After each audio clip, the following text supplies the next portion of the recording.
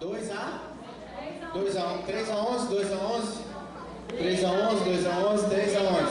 Palavra da pastora da Batida Martelo. 3 a 11 anos, podem sair. As crianças, por favor. Vamos lá. Devagarinho.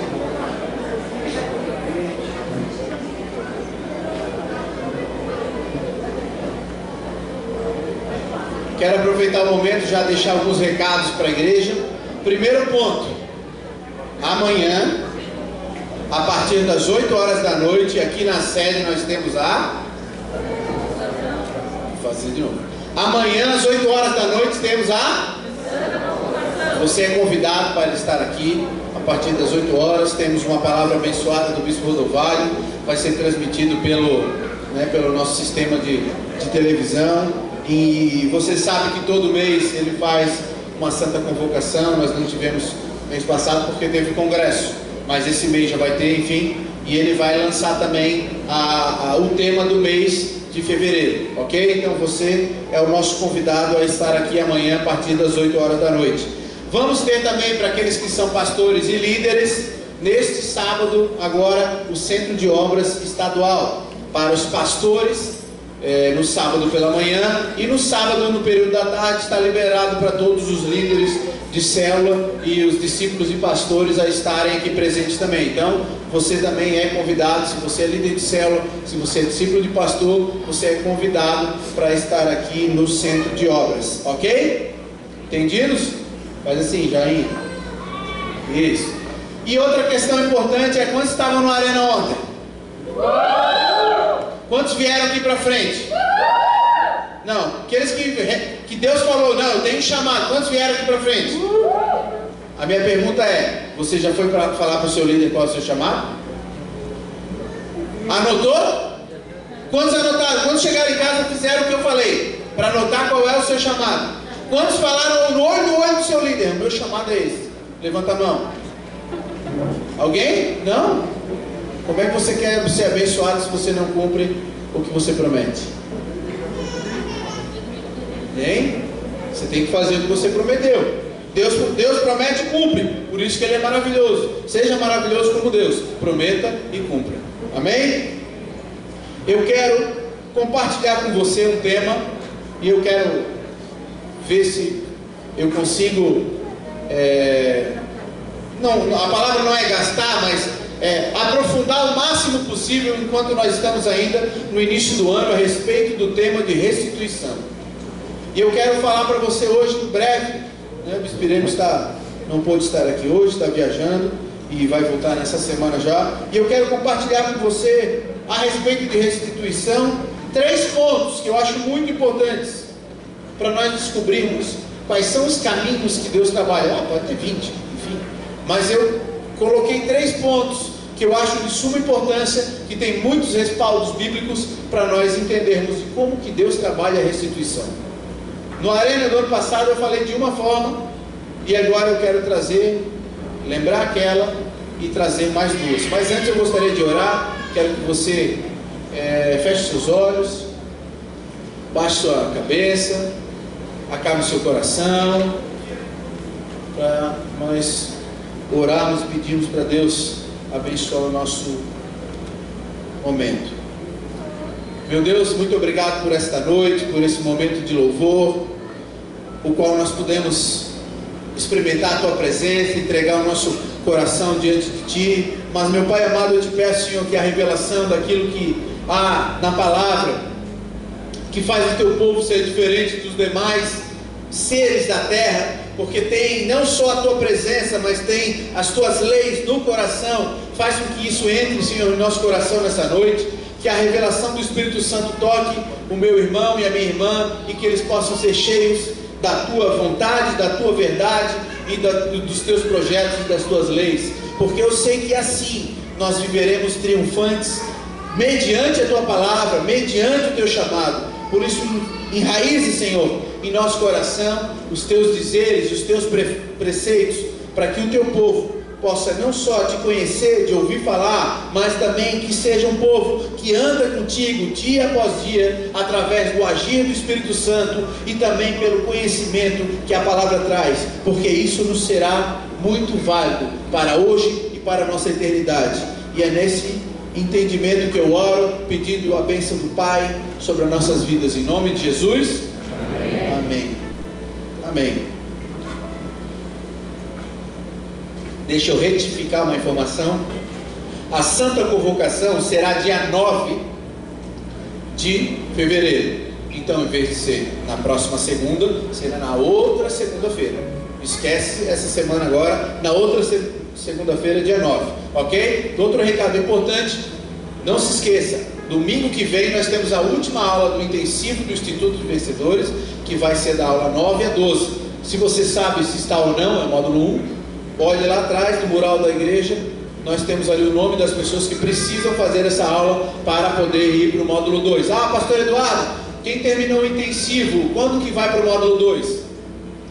A gente ia começar o intensivo dia 15, só que como o dia 15 vai ser carnaval, o intensivo vai só para o dia 22. Entendido? 15 mais 7, 22. Então o intensivo, quer dizer, o módulo 2 para aqueles que estão no intensivo vai começar somente no dia 22 de fevereiro. Fechou? Agora eu creio que eu terminei realmente os meus recados. Eu quero falar então, como eu disse para você, a respeito de 3 pontos que eu acho que entendo que seriam os caminhos principais que Deus trabalha na restituição do homem. O primeiro ponto foi aquele que eu trouxe, aquela ilustração na arena ainda do ano passado, que é o caminho da intervenção. Como que a restituição pode vir para a nossa vida?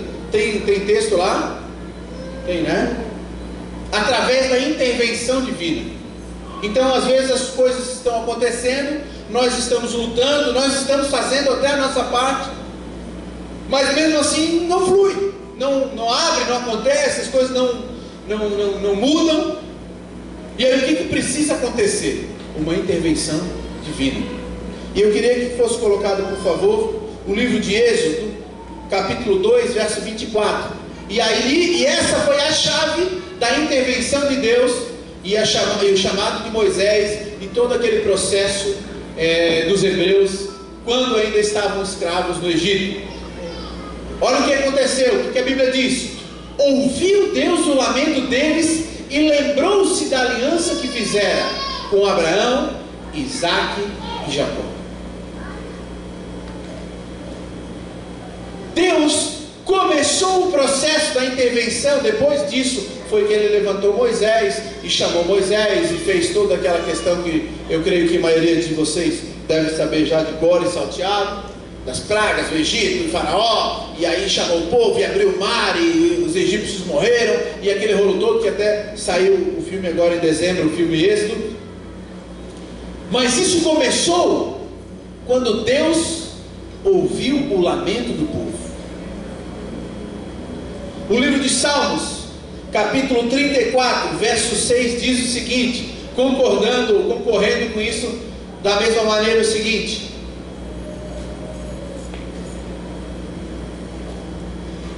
este pobre homem clamou, e o Senhor ouviu, e o libertou de todas as suas tribulações. Então era alguém que a Bíblia não relata que estava fazendo algo errado. Era uma pessoa que estava vivendo, mas o clamor dele fez com que Deus intervisse na vida dele e mudasse a sua condição. E por último, eu gostaria de ler com você também o livro de Deuteronômio, capítulo 26, e vamos ler do verso 7 ao 9. Deuteronômio 26, verso 7 diz o seguinte: então clamamos ao Senhor, o Deus de nossos antepassados, e o Senhor ouviu a nossa voz e viu o nosso sofrimento, a nossa fadiga e a opressão que sofríamos. 8. Por isso o Senhor nos tirou do Egito com mão poderosa e braço forte, com feitos temíveis e com sinais e maravilhas. E por último, E Ele nos trouxe a este lugar e nos deu esta terra, terra onde manam leite e mel. Esse aqui é um relato dos hebreus já vivendo em Canaã, na terra prometida, depois disso ter acontecido. Mas no verso 7 diz que o clamor fez com que Deus mudasse. Então, o primeiro ponto que eu entendo como Deus trabalha a restituição na vida dos homens é o primeiro caminho que eu queria compartilhar com você. O primeiro caminho, não necessariamente a primeiro da ordem, mas o primeiro que eu citei aqui, o primeiro caminho que Deus trabalha a intervenção é através do clamor. Há uma passagem no Novo Testamento que diz que uma senhora de tanto, como é que eu posso usar uma palavra para não ficar pejorativa demais, mas de tanta insistência diante do juiz, alguém me ajuda? Juiz? Diante do juiz, lhe foi concedida a causa, não pelo direito, mas pela insistência. E insistência tem um significado, ou tem algo similar. Não existe clamor sem insistência. Amém? Eu vou clamar só 10 minutos. Gente, quem vai clamar, você lembra quanto tempo Ana ficou chorando até que nascesse Samuel? As pessoas achavam que ela estava embriagada. Você imagina o nível de lamento, de choro que ela estava derramando no altar, de modo que as pessoas viam e falavam: essa mulher está embriagada no templo. Como que ela tem coragem de vir embriagada no templo? Esse era o nível de clamor. E o que Deus fez? Concedeu a ela filho. A primeira forma que você pode abrir uma mudança, de uma restituição na sua vida, de algo que de repente não muda, de algo que de repente está estático, de algo que de repente, poxa, mas eu vivo isso há 300 mil anos, eu fiz tantas fórmulas, eu paguei tantas promessas, eu fiz tantas coisas e nada mudou. De repente você tem que parar de fazer, você tem que começar mais a clamar. Pare de querer ajudar Deus, deixa Deus fazer o trabalho dele. Clamor. O clamor abre no mundo espiritual, porque a Bíblia diz que Jesus veio para os fracos, para os abatidos, para os oprimidos. Então há algo, de uma certa forma, de alguma maneira, que toca no coração de Deus quando o clamor sobe. Em outro momento preguei também que a Bíblia diz que o clamor sobe as narinas de Deus com um aroma suave. Então há algo de maravilhoso e de sobrenatural do clamor do homem relacionado a Deus. E eu entendo que isso passa pela paternidade de Deus, porque independente de se estamos na igreja ou não, Deus foi o Pai e Criador de toda a humanidade. Então existe algum relacionamento que de uma certa forma força a Deus a olhar para aquela pessoa que está clamando. O clamor é um dos caminhos da intervenção que abre as portas da restituição. O clamor, primeiro ponto. E o segundo ponto, que é um dos pontos que eu não sei se você conhece muito o Bispo Rodovalho, se já leu bastante sobre ele, ou se conhece muito a história dele ou não, mas eu acho que é a área que mais se encaixa na vida do Bispo Rodovalho. Faltam umas 4 folhas só para terminar o livro da restituição. E o Bispo Rodovalho, ele eu acho que dá para ser definido como um cara que vai na pedreira e vai destruir a rocha. Ele não é aquele que vai pelo caminho mais fácil. Ele vai, e se tiver que passar pelo caminho mais difícil, ele vai, e vai, e vai, e vai, e vai, e vai, até prosseguir. Se ele recebeu uma palavra, recebeu uma direção, recebeu uma visão, e ele vai trilhar esse caminho, não importa, não, mas se for por aqui, não, ele vai continuar. E ele vai passar por esse caminho. Seja fácil, seja difícil, não importa. É esse caminho que vai trilhar. Eu quero ler com vocês agora 2 historinhas básicas, parecidas. A primeira dela está no livro 2 de Reis, capítulo 6. Nós vamos ler do verso 14 até o 20, que diz o seguinte: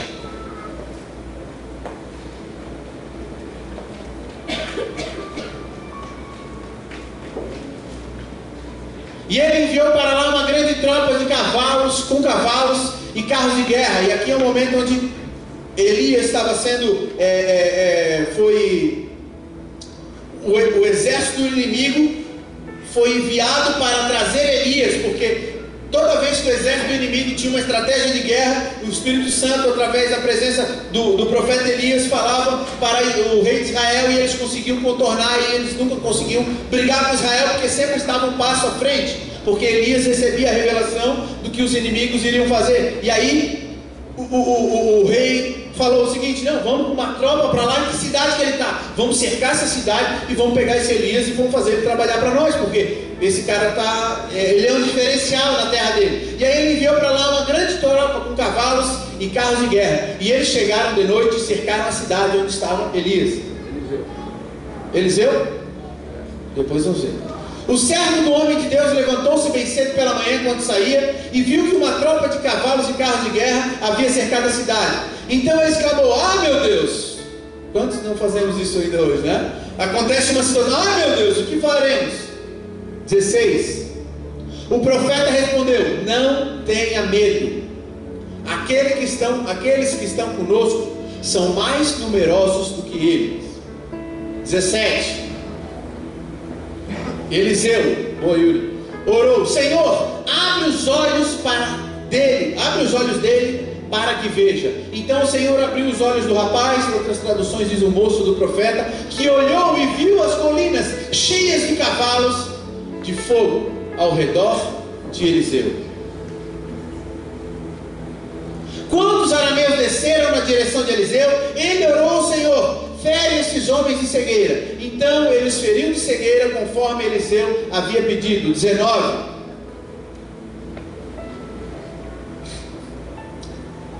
E Eliseu lhes disse: este não é o caminho e nem a cidade que procuram. Sigam-me e eu os levarei ao homem que vocês estão procurando. E os guiou até a cidade de Samaria. E por fim, 20. Assim entraram na cidade, e Eliseu disse: Senhor, abre os olhos desses homens para que possam ver. Então o Senhor abriu-lhes os olhos, e eles viram que estavam dentro de Samaria. Segue o texto aqui dizendo o seguinte: eles ficaram amedrontados, ficaram chocados, porque estavam dentro de uma cidade cercada pelo exército do inimigo que eles iriam atacar. E o que Deus falou para Eliseu? Não os mate, alimente-os com pão e libere-os de viagem. Sabe o que aconteceu? Do dia para a noite, o povo que era inimigo se transformou em aliado. O povo que estava correndo atrás deles se transformou em aliado. O que eu estou querendo dizer?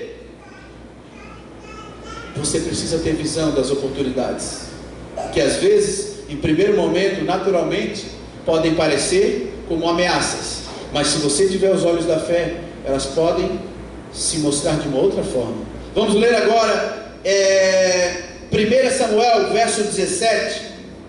capítulo 17, do verso 42 ao 50, onde relata a luta entre Davi e Golias.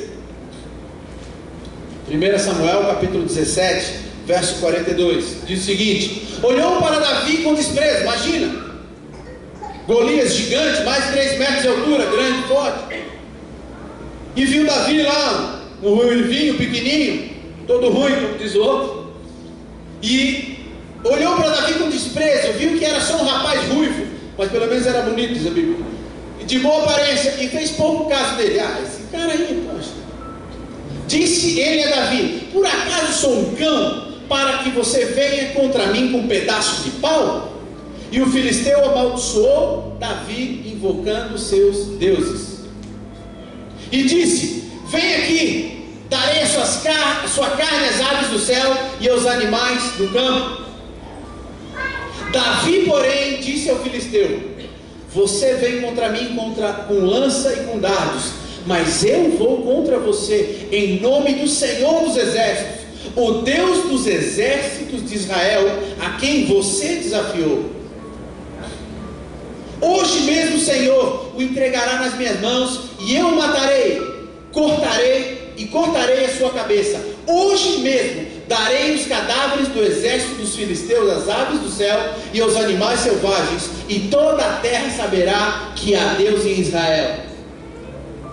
Todos os que estão aqui saberão que não é por espada ou por lança que o Senhor concede vitória, pois a batalha é do Senhor, e Ele entregará todos vocês em nossas mãos. Quando o filisteu começou a vir na direção de Davi, esse correu para a linha de batalha para enfrentá-lo. Então, queria o duelo aquele de um foi em direção ao outro. Tirando uma pedra de seu alforje, arremessou-a com a tiradeira e atingiu o filisteu na testa, de tal modo que ele ficou encravada e ele caiu, dando com o rosto no chão. Assim Davi venceu o filisteu com uma tiradeira e uma pedra, sem espada na mão, derrubou o filisteu e o matou.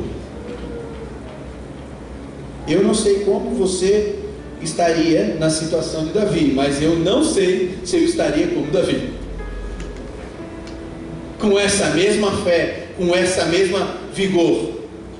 Veja como Eliseu e Davi viram a situação, e como todo o povo e o discípulo de Eliseu viram a situação. Saul, que era o rei na época, estava amedrontado. O exército de Israel estava amedrontado. O discípulo de Eliseu estava, meu Deus, amedrontado. Mas Eliseu e Saul não viram pelos olhos naturais. Eles conseguiram enxergar que aquela situação não era para a morte, mas era uma oportunidade. O segundo caminho da restituição, como eu falei, o primeiro foi o caminho da intervenção divina. O segundo caminho é o caminho da oportunidade. Mas eu quero te dizer uma coisa: na maioria das vezes, a oportunidade não vai vir com cara de oportunidade. Entendeu o que eu falei? Na maioria das vezes, a oportunidade que Deus vai te dar para que o nome dele seja engrandecido não vai vir com cara de oportunidade. Certa vez eu preguei, eu acho que foi na vigília, a última vez que eu ministrei na vigília, não sei se foi na vigília, no Arena, mas eu acho fantástico esse texto que a Bíblia diz e deixa claro que Sansão matou mais homens com a sua morte do que todos os dias da sua vida. Sansão viu na sua morte uma oportunidade de engrandecer a Deus. Sansão conseguiu enxergar, e ele já estava para lá de Bagdá, literalmente. Ele falou: não, vou pedir uma última vez para Deus me abençoar com força, porque está toda a liderança do povo aqui, e se eu matar todos eles, nem que eu morra junto, mas o meu povo não será mais afligido. E Sansão viu uma oportunidade na sua morte de glorificar o nome de Deus. Vou repetir a frase que eu falei no início. Na maioria das vezes, uma oportunidade que Deus está dando para você glorificar o nome dele e você sair vitorioso, não vai, em primeira instância, te parecer uma oportunidade. Vai te parecer um problema. Vai te parecer um desafio. Vai te parecer uma afronta. Vai te parecer, muitas vezes até, uma derrota clara. Eu não sei qual o esporte que vocês gostam de apreciar, ou curtir, ou ver, mas hoje de manhã eu acordei 8 horas, a gente foi dormir cedo ontem, e aí eu falei, saí da cama e falei: amor, eu vou ver se eu consigo ver a final do Australian Open, que é tênis, né, para aqueles que não sabem.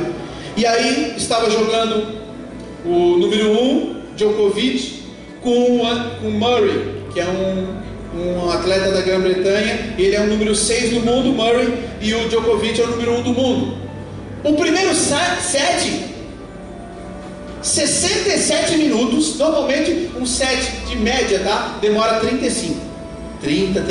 Normalmente, a média de um set é essa, mesmo nessa competição. Esse primeiro set demorou 67 minutos. Então foi mais de uma hora, mais do que o dobro do tempo só para terminar o set. Sabe quanto foi? Tie break, 7-6 para o Djokovic. Então a diferença de erros de acerto de um para o outro foi de 2 pontos. O cara ganhou o set porque ele acertou duas bolas a mais que o outro. Tipo, uma coisa irrisória. O segundo set, até 4-4, estava pau. Sabe o que aconteceu com o Murray? como é que a gente diz? Descambou? Descambou? De 4-4 ele errou 3 bolas seguidas. E aí já começou a murmurar. Sabe que nem o mundo? Acabou o jogo ali. Ele estava parelho. Ele tinha, poxa, o primeiro set ele foi muito bem. O segundo estava empatado. Então vamos. E chegou aí para o tie break. E o Djokovic venceu. Mas o 4-4 ele entregou. Por quê? Porque ele viu que 3 bolas que ele tinha perdido seguido como uma derrota. Em vez de ele poder ter pensado, caramba, o Djokovic ganhou 4 vezes seguidas o Australian Open, e eu estou aqui jogando de igual para igual, tenho força, tenho vigor, tenho energia, é uma oportunidade de eu ganhar. Mas ele entregou. Sabe quanto que terminou? Aí, porque tem que ser 3 sets para vencer. Então, sabe quanto que foi o último set? 6-0. Como diz no tênis, a gente chama pneu. Ele fez o primeiro set, enquanto ele estava com a visão, enquanto ele estava olhando da maneira certa. Não, eu vou vencer, eu vou ganhar, eu vou lutar. Segundo set, 4-4, despencou. No terceiro set, ele perdeu de 6-0. Ele não fez um game sequer. Um game sequer. As estatísticas do primeiro e do segundo set, ele sacava melhor, tinha muitas coisas melhor. Só que dentro dele, ele entregou. E eu descobri, o tênis, o melhor do mundo não é o cara que melhor joga, não. É o Rocha. Não se deixa abalar. Perdeu 2 sets primeiro, 6-0. O terceiro eu vou reverter. No tênis é assim, porque não depende, né? Não tem futebol, não tem o goleiro, não dá pra botar a culpa nos outros. É você e você. Por isso que eu gosto muito de tênis. Apesar de que faz tempo que eu não jogo, pela minha disponibilidade de tempo. Mas é um esporte que você não pode culpar ninguém. Ou é você, ou é você. Não, mas o cara errou. Não, é você que errou. Você que falhou. Então, eu entendo que às vezes há um problema na empresa. Aconteceu um problema na empresa. Veja a situação de José. Foi lá para todas as piores situações possíveis. Depois que relatou os sonhos para os irmãos. E permaneceu até que a oportunidade o alcançou. Mas você já parou para pensar de que se José tivesse interpretado o sonho errado, tinha morrido? Porque os outros colegas dele morreram, que estavam presos junto com ele. Se José tivesse falado qualquer besteira, ele tinha morrido. A maioria das oportunidades que Deus vai te dar não vão a primeiro ponto aparecer como oportunidades. Tenha calma, ore.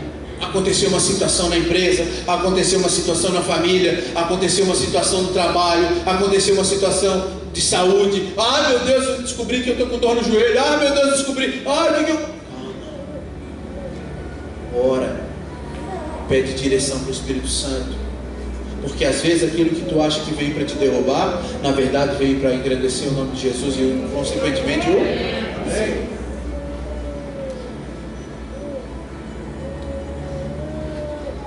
Eu fiquei, poxa, o jogo estava maravilhoso, gente.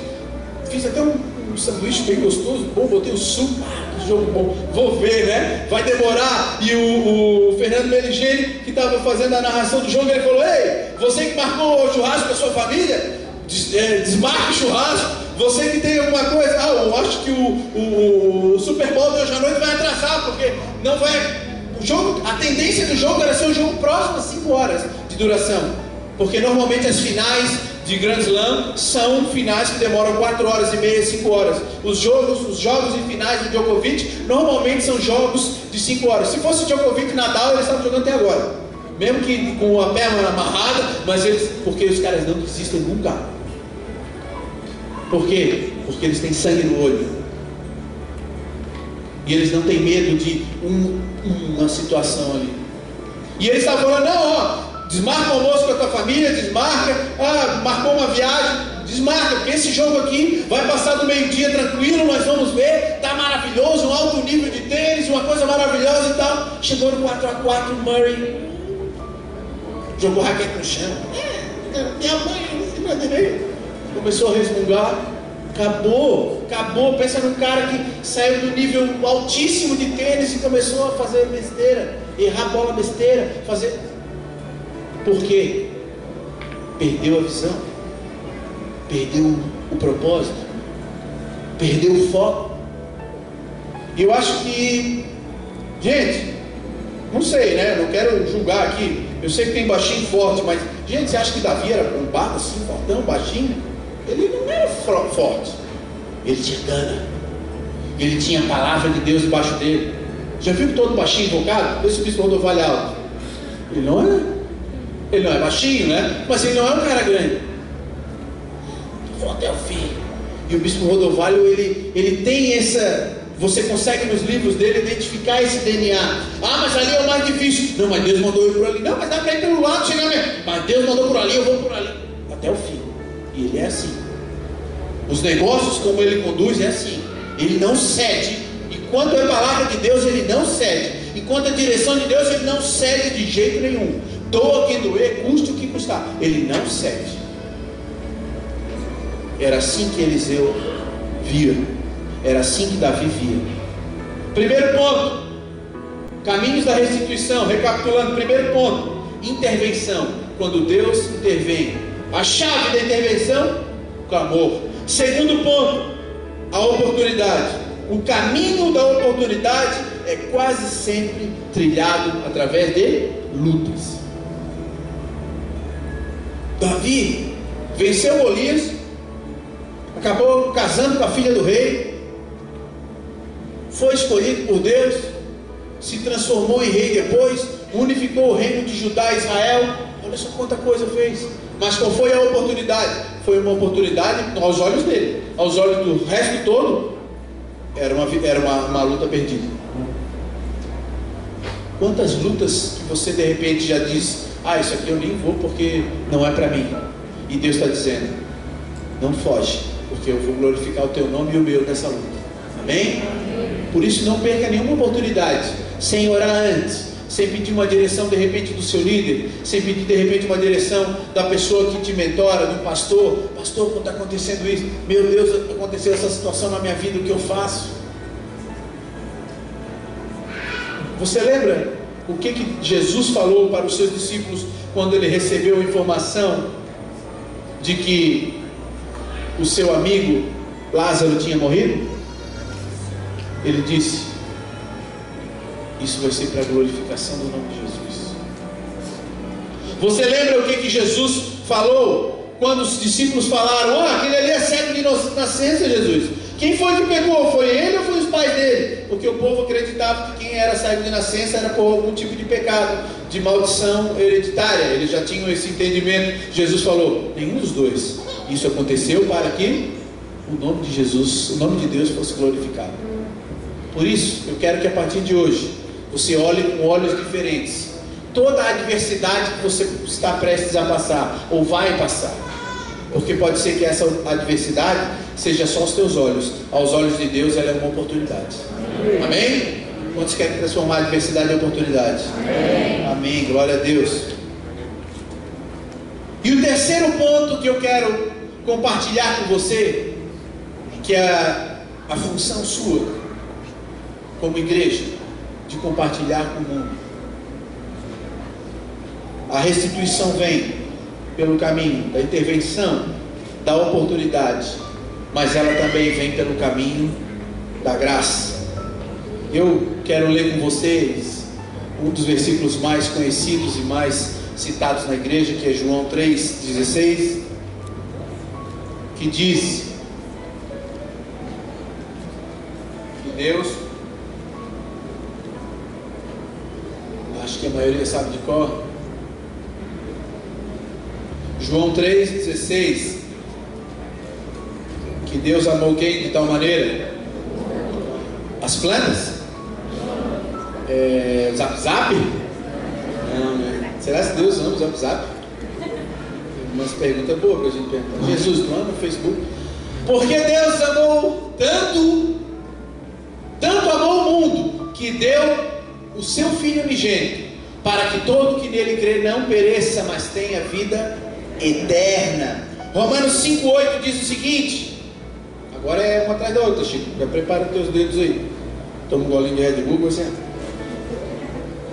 Diz o seguinte: mas Deus demonstra o seu amor por nós. De que forma? Cristo morreu em nosso favor, quando ainda éramos pecadores. Tito, capítulo 3, versos 4 e 5.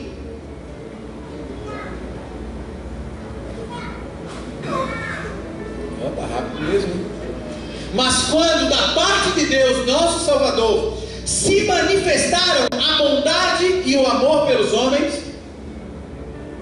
não por causa de atos de justiça por nós praticados, mas devido à sua misericórdia, Ele nos salvou pelo lavar regenerador e renovador do Espírito Santo. Efésios capítulo 2, verso 4 até o verso 4 até o 9, diz o seguinte: todavia Deus, que é rico em misericórdia, pelo grande amor com que nos amou, deu-nos a vida com Cristo, quando ainda estávamos mortos em transgressões. Pela graça, vocês são salvos.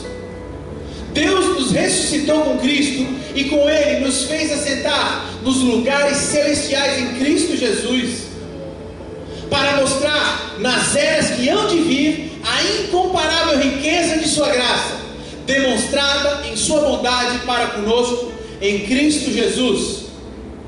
Pois vocês são salvos pela graça, por meio da fé, e isto não vem de vocês, é dom de Deus, não por obras, para que ninguém se glorie.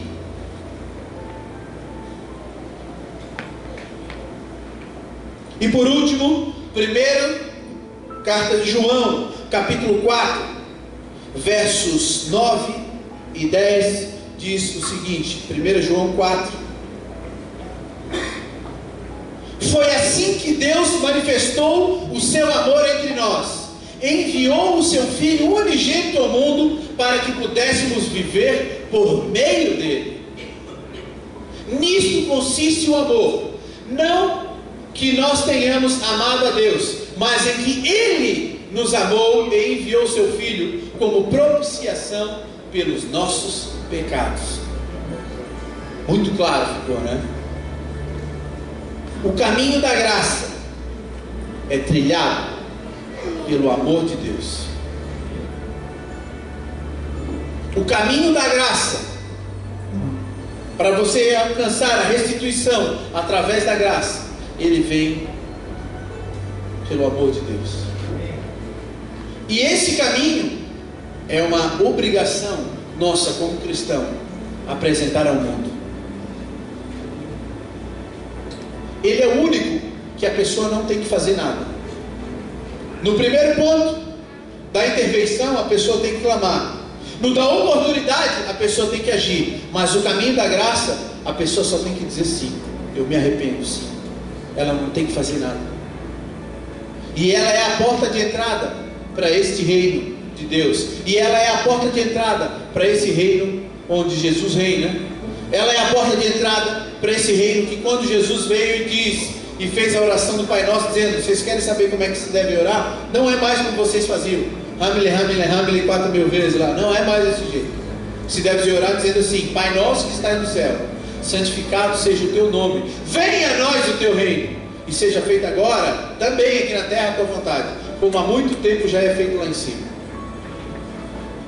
Esse novo reino tem uma porta de entrada, e a porta de entrada desse reino é o caminho da graça. E a restituição de tudo aquilo que Deus preparou para os homens vem por essa porta, através do amor. O amor de Jesus, por mim, por você e por aqueles que ainda não estão aqui também. Porque é o mesmo amor, é o mesmo carinho, é o mesmo desejo, é o mesmo cuidado para os que estão aqui e para os que não estão aqui dentro. Não só na nossa igreja, digo, mas buscando a presença de Deus dentro de uma igreja ou não, mas da maneira correta, justa, como diz a palavra. Se você quiser viver a restituição de Deus, você tem a oportunidade de disponibilizá-la, você que já é cristão, para as pessoas lá fora, através do amor. Você não vai pregar, você vai viver. Se você amar, você está pregando, sabia? Quem é o amor perfeito, prega, sem falar. Quer ver uma boa frase para você botar no título do seu Facebook dessa semana? O amor perfeito prega sem falar. Porque Deus é amor. E quando você ama, você está sendo igual a Deus. E você prega sem falar. Só agindo, você já prega. E o segundo ponto, agora de baixo para cima. A vida é cheia de lutas, cheia de batalhas, Não encontre mais nas batalhas dificuldades. Ore a Deus para encontrar nas batalhas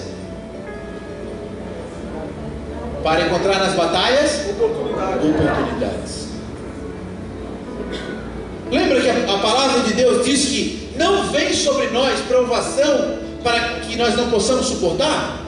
O que isso quer dizer, gente? Se isso virar algo vivo dentro de ti, calma, então peraí. Se Deus está querendo dizer, e a continuação desse versículo diz que ela produz fruto na nossa vida, a provação que ela é resistida, ela produz um fruto. Então calma, se Deus está dizendo que eu, quando ando numa vida cristã perfeita, correta, conforme a palavra, e adversidades vêm sobre mim, elas não são para me derrubar, elas são para me treinar, me forjar e me fazer crescer. Está escrito, está na Bíblia isso. Então toda vez, a partir de hoje, que alguma situação negativa acontecer na sua vida, em vez de você, acho que Deus, parei de orar, ou será que foi meu dízimo, será que eu ofertei mesmo? Pare de olhar com esse olhar negativo, como o discípulo de Eliseu, como todo o povo de Israel, e comece a olhar com os olhos da fé. Deus está querendo me forjar mais nessa área para eu ficar mais forte. Deus está querendo me dar equilíbrio emocional nessa área. Deus está querendo me dar equilíbrio na área financeira. Deus está querendo me dar equilíbrio na área espiritual. Deus está querendo, imagina, tem uma semana vai na sua célula, cai 5 pessoas por processo. Meu Deus, você. Deus está te dando a oportunidade de te forjar na área espiritual, de trazer sabedoria, conhecimento, de trazer força, de trazer vigor. E por último, mas tem coisas aqui que eu nem sei mais o que fazer, eu nem sei mais para onde ir, eu não sei mais para onde correr. Eu sei, eu te digo, corre para cá. Venha fazer uma campanha, venha quebrantar o seu joelho diante de Deus, venha colocar a sua dependência completa de Deus no altar. O que Ana podia fazer? O que todas as mulheres estéreis da Bíblia? Gente, se você entender que a genealogia de Jesus passou por um bocado de mulheres que não podiam ter filhos, um bocado, não foi uma nem duas, que não podiam ter filho. Raquel era estéril também, Sara era estéril, e ainda assim Deus fez, e ainda acabou se tornando a genealogia de Jesus. Saiba que as dificuldades estão ali para te fazer crescer. E se você não consegue vencê-las na ação, venha para o joelho, venha para o clamor, venha para o altar, venha se derramar diante de Jesus, venha se derramar diante de Deus, porque na hora do clamor, algo acontece no coração de Deus, e as coisas vão começar a acontecer na sua vida. Esse é o ano da restituição, e eu creio que muitos de vocês, que tem muitas coisas, situações, áreas que precisam de restituição, vão receber através desses caminhos. E eu quero pedir que os músicos possam tomar o seu lugar. Quero convidar você a ficar de pé, e eu quero que você analise a sua vida, o seu coração, pensando: poxa, o que será que, em que áreas dessas será que eu já falhei alguma vez? Será que eu sou fraco no clamor? No sentido assim, não persevero na oração? Será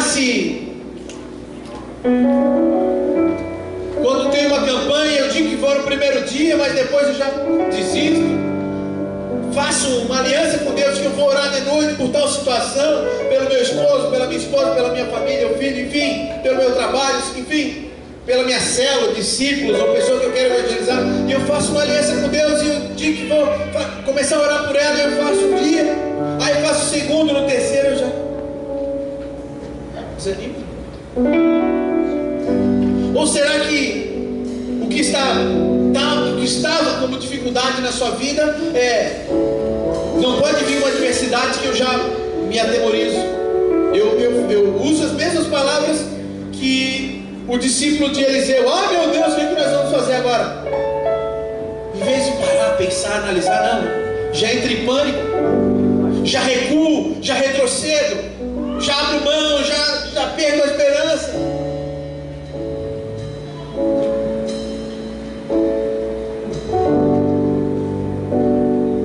Ou também, será se você não tem vivido através do caminho da graça, pessoas aí fora na nossa rua, ou perto de nós, precisando, necessitando de alguma coisa, e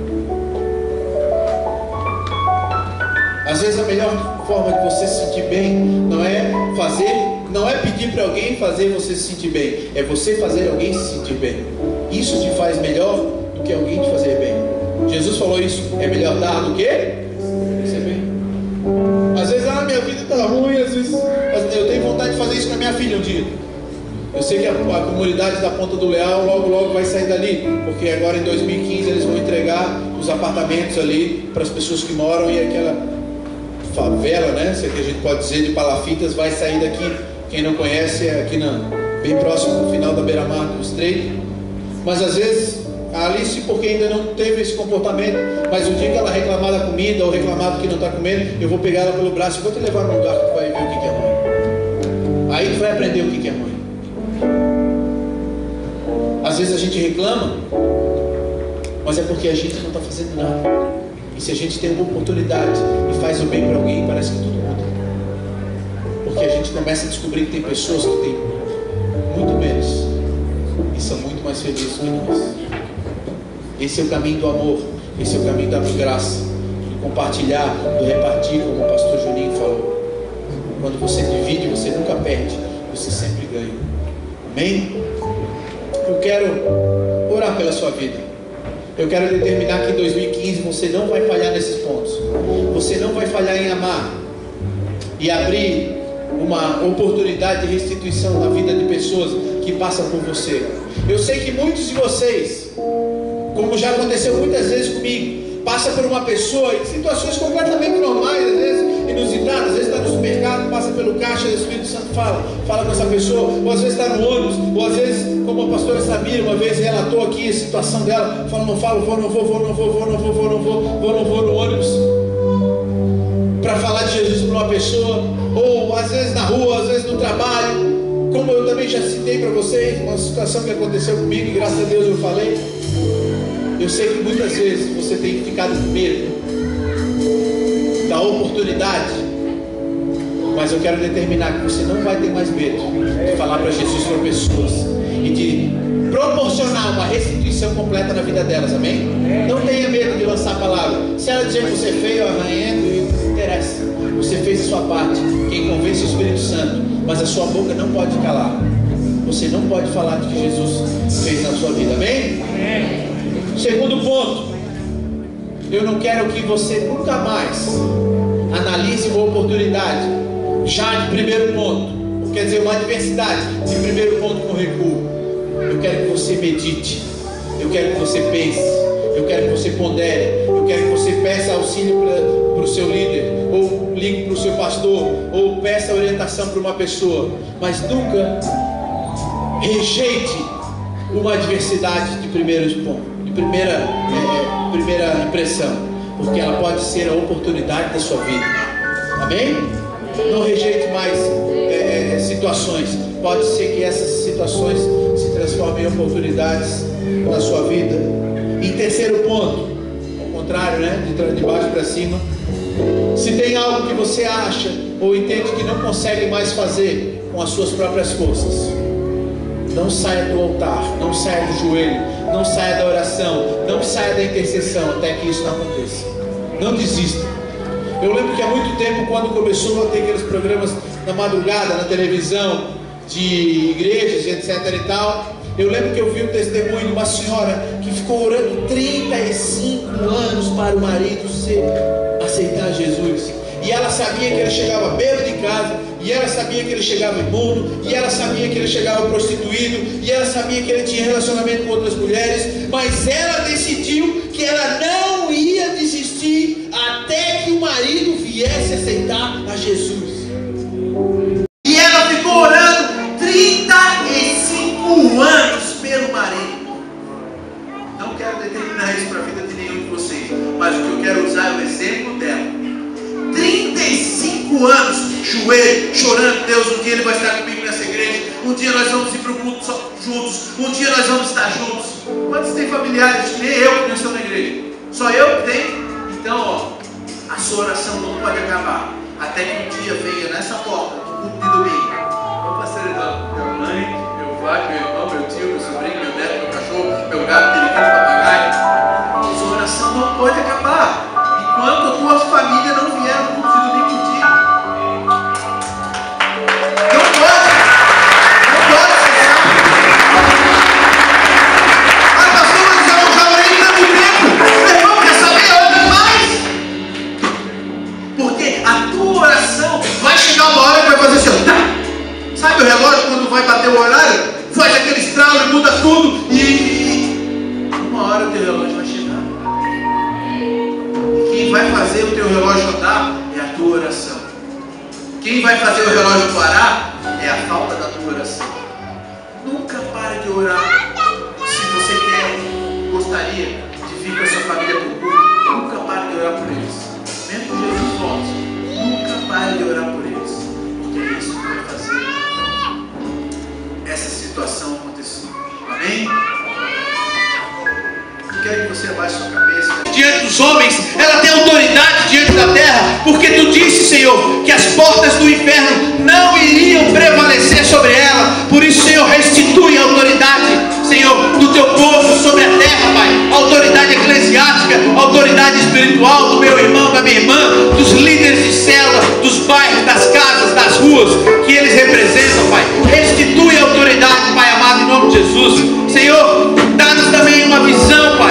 Restitui uma visão de guerreiro, uma visão espiritual, como havia em Eliseu, como havia em Davi, Pai. Uma visão que enxergava, Senhor, as dificuldades, não pelo mapa do homem, mas pelo mapa de Deus. E pelo mapa de Deus, nenhuma dificuldade é maior do que o Deus que as enfrenta, em nome de Jesus. Por isso, traz, Senhor, este discernimento espiritual, para poder viver e experimentar aquilo que todos os outros abririam mão e teriam medo, mas nós entrarmos com convicção de que a vitória será nossa, porque o Espírito Santo nos conduz em vitória, em nome de Jesus. E também, meu Pai, oro para que o Senhor nos dê a oportunidade de restituir uma vida contigo, aqueles que lá fora agora estão, aqueles que estão agora nos bares, aqueles que agora estão buscando também um pouco de paz nas suas almas, mas na bebida, ou na balada, ou no álcool, ou na bebida, ou na droga, ou em qualquer situação ilícita que não condiz com a tua palavra. Dá-nos, Senhor, a oportunidade de sermos agentes da restituição da presença de Deus na vida deles, porque isso trará também restituição de paz, de alegria e vigor nas nossas vidas. A Bíblia diz no livro de Isaías que Jesus viu o seu dia e se alegrou. Mesmo depois de ter sofrido, ele viu o fim da sua obra, ele viu o seu dia, ele viu o homem restaurado, ele viu a oportunidade de toda a terra ter acesso ao Pai de novo. A Bíblia diz que ele se alegrou quando viu este dia. Pai, dá-nos a oportunidade de nos alegrarmos e levar a salvação através da nossa boca, das nossas ações, para aqueles que não te conhecem ainda. Senhor, em nome de Jesus, eu oro, Senhor, para que essas oportunidades, essas portas, esses caminhos de restituição venham a nosso encontro nesses dias em que nós possamos fazer proveito dele, Pai. Em nome de Jesus, em nome de Jesus. Amém. Amém. Quero que você tenha uma semana revigorada na presença de Deus. Não se esqueça, há uma oportunidade, há uma forma e há uma maneira de você causar restituição desse mundo. Amém? Pastor Juninho.